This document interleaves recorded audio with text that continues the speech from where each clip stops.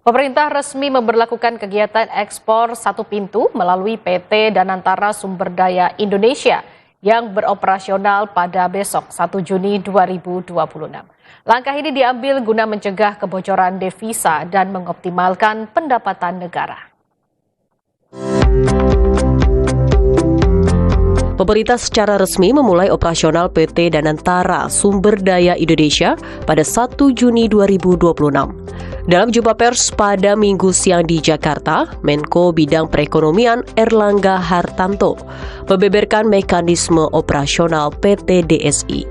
Kegiatan ekspor dengan sistem satu pintu melalui PT DSI akan terbagi ke dalam 2 tahapan, yaitu tahap pertama akan berlaku mulai 1 Juni hingga 31 Desember 2026. Tahapan ini berfokus pada keterlibatan peran PT DSI sebagai penilai, sekaligus perantara penjual dan pembeli komoditas ekspor tertentu. Sementara pada tahapan kedua akan berlaku penuh mulai 1 Januari 2027 dan PT DSI berperan sebagai pembeli komoditas ekspor domestik yang akan dijual di pasar internasional. Implementasi akan berlaku mulai besok 1 Juni 2026 yang merupakan periode transisi di mana kegiatan ekspor berjalan seperti biasa oleh perusahaan yang bersangkutan.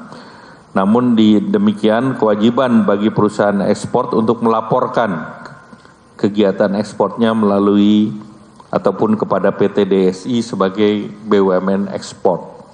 Dalam pelaporan ini dilayani oleh Bea Cukai dalam format akses portal CISA 4.0 yang disiapkan oleh Dirjen Bea Cukai, dan dalam periode ini akan terus dilakukan evaluasi dalam 3 bulan pertama, dan evaluasi ini menjadi dasar bagi implementasi tahap berikutnya.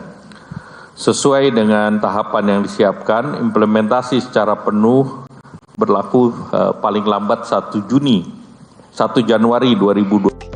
Pada kesempatan yang sama, Chief Operating Officer Danantara Doni Oskaria menegaskan bahwa beroperasionalnya PT DSI sebagai bentuk kehadiran negara demi mencegah kebocoran dan mengoptimalkan pendapatan negara.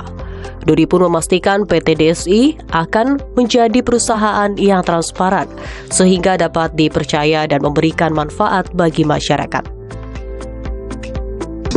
Tentu kita memastikan yang pertama bahwa perusahaan ini akan berjalan sesuai dengan governance yang baik, transparan, accountable. Ini menjadi patokan utama kita, karena kita tidak mau nanti satu niat yang baik kalau dikelolanya tidak baik nanti menjadi problem yang pemindahan masalah aja. Jadi kami memastikan bahwa perusahaan yang dibentuk itu nanti akan berjalan dengan transparan dan dapat diawasi oleh seluruh masyarakat Indonesia. Yang kedua adalah kami juga sedang melakukan proses seleksi yang ketat berkaitan dengan sumber daya manusia yang nanti akan bergabung dengan Danantara Sumber Daya Indonesia.